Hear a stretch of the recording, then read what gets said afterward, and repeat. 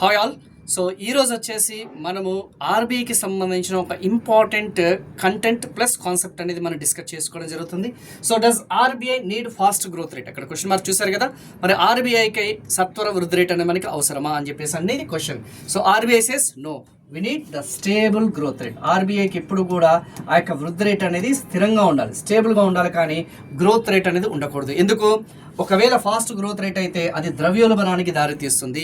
It leads to inflation. And obviously inflation అనేది మన యొక్క కొనుగోలు శక్తి, ఆ యొక్క పేదరికానికి సంబంధించిన, పేదవాళ్ళకి సంబంధించిన కొనుగోలు శక్తి అనేది తగ్గిస్తుంది. ఇట్ హర్ట్స్ ద పూర్ అన్న సంగతి గుర్తుపెట్టుకోండి. పేదరికం అనేది పెరుగుతుంది. అందుకే ఆర్బీఐ అనేది it prefers stable growth instead of fast growth. అంతే కదా. సో పర్చేసింగ్ పవర్ అనేది డిటోరేట్ అయినప్పుడు ఆటోమేటిక్గా మనం ఎంత ఫాస్ట్ వృద్ధి చెందినా కానీ మనకి లాభం లేదని తెలుసుకోండి. Thank you so much.